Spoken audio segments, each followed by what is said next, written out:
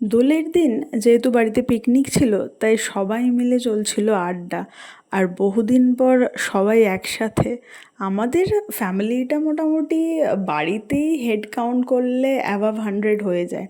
তো এটা খুব নিমিত্ত মাত্র ছিল। তাও আমরা মোটামুটি একসাথে গুতোগুতি করে হয়ে গেছে। টাইমটা কাটানো নিয়ে তো মেন কথা।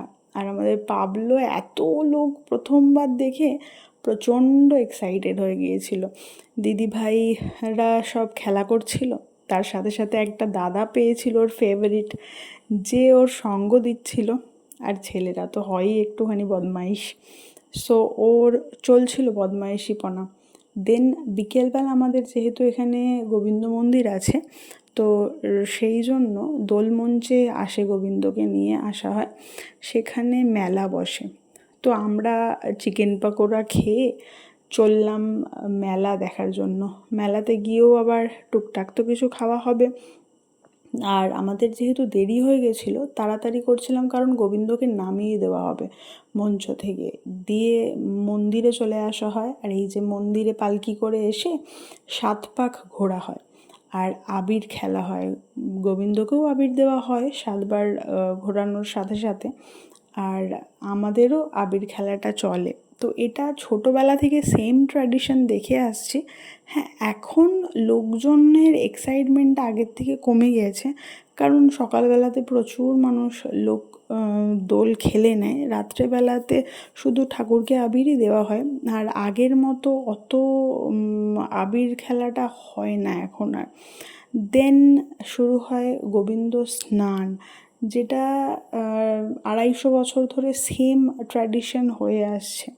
যেহেতু প্রতিষ্ঠিত ঠাকুর, তো সেমভাবেই চলছে নিয়ম কানুন সব কিছু। আর এই গোবিন্দকে ঘোরানো, ওপরে তোলা, সব কিছু ছোটোবেলায় আগে দাঁড়িয়ে থাকতাম দেখবার জন্য।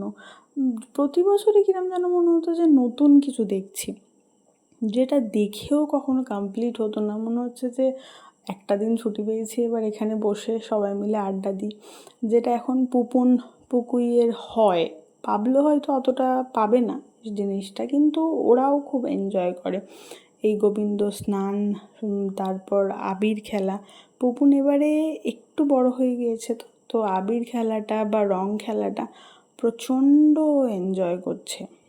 তার সাথে সাথে আরেকটাও হচ্ছে, মামুনিকে, ভাইউকে, সবাইকে কী করে রং লাগাতে হবে সেটার প্ল্যানিংটা করা, আর লুকিয়ে লুকিয়ে সেটা এক্সিকিউটও করা। প্ল্যানটা সেটাও একটা ওর প্ল্যানিংয়ের মধ্যে ইনক্লুড হয়।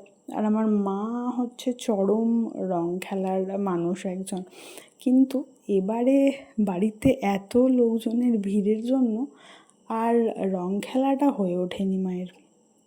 আর গোবিন্দ স্নানটা দেখাটা তো ম্যান্ডেটরি। আমরা পুরোটা বসে বসে স্নান দেখি, কারণ ওই একটার পর একটা স্নানের জল ব্যবহার করা হয়। প্রথমে ডাবের জল, তারপর কেউ গঙ্গার জল দেয়, কলসি, বালতি সব কিছু ভর্তি করে জল দেওয়া হয়। এবং ওই সোডা দিয়েও পরিষ্কার করা হয়, যেহেতু কষ্টি পাথর আর পেতলের মূর্তি তো দুটোই, তো সেই জন্য অনেকক্ষণ ধরে স্নান করানো হয়।